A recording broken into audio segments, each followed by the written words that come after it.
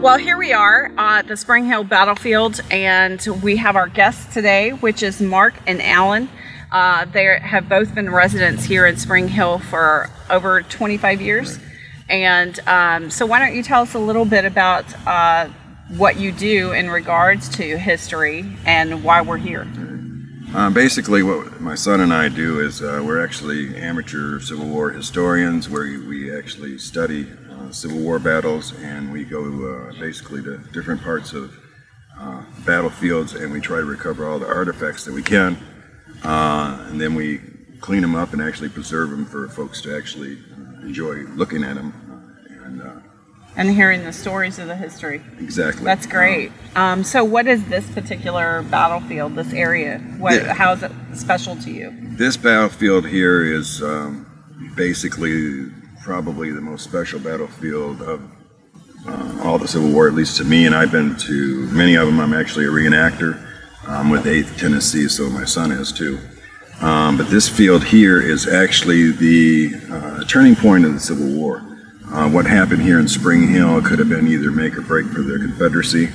Unfortunately, it didn't turn out the way it should have, but they got by us, and so this field here was basically the last stand of the Civil War, because as everyone knows, from here they went to Franklin, where it pretty much destroyed the Army of Tennessee.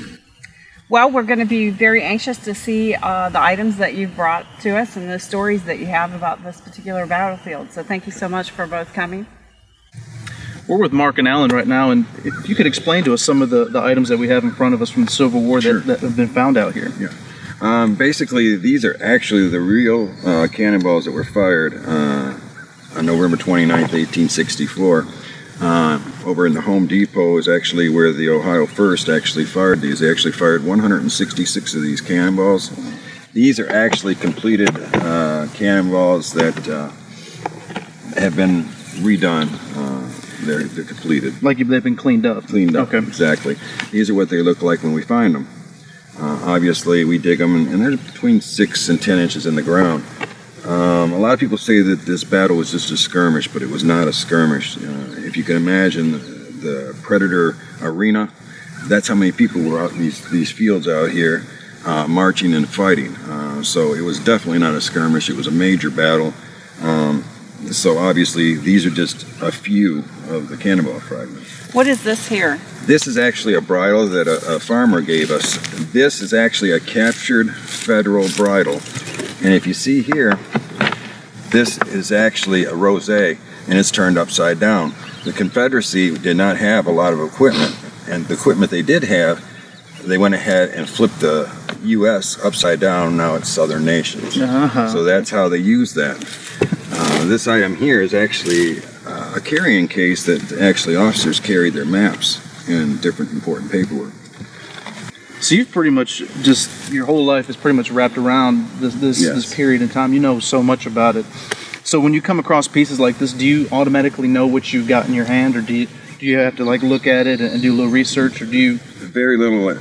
I've been researching it for 25 years. I read. My wife, I'm probably driving her crazy. I've got probably about 400 books on the Civil War. That's amazing. It's my passion. Very much like this field's my passion out here. This field, I can't even explain how passionate I am about this field.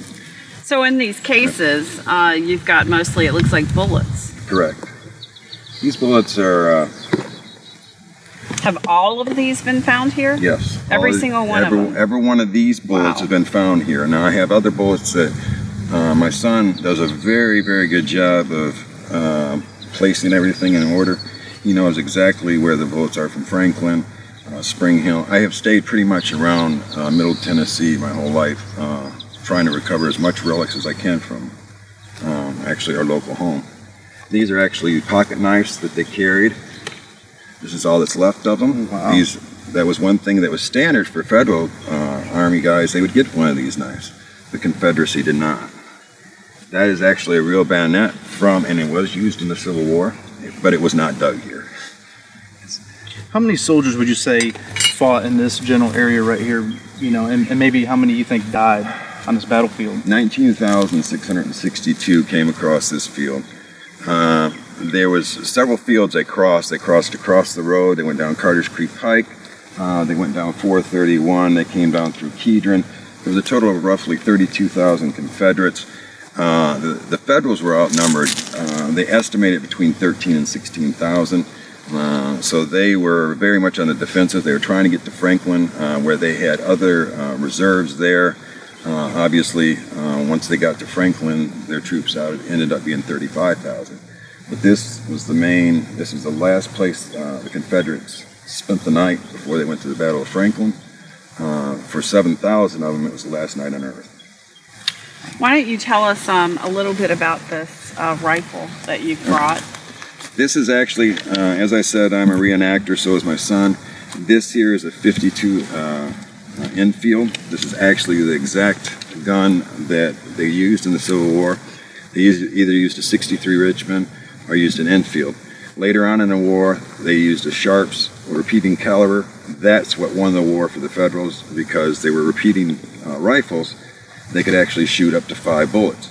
This one here, you'd have to actually, if you were very good at it, you could load 3 rounds per minute.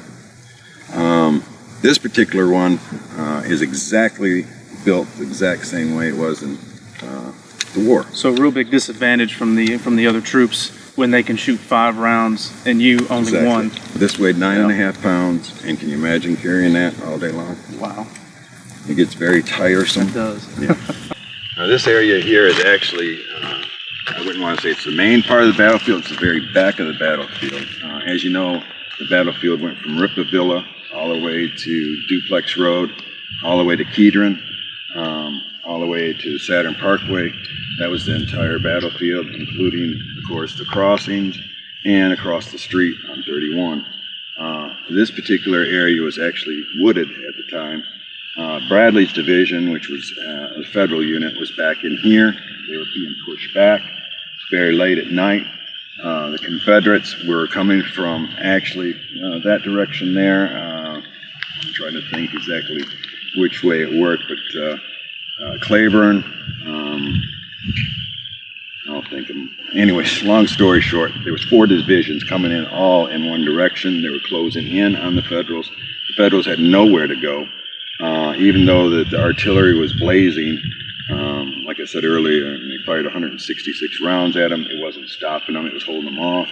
And so the only thing that stopped it from happening is the generals of the Confederacy got their orders wrong.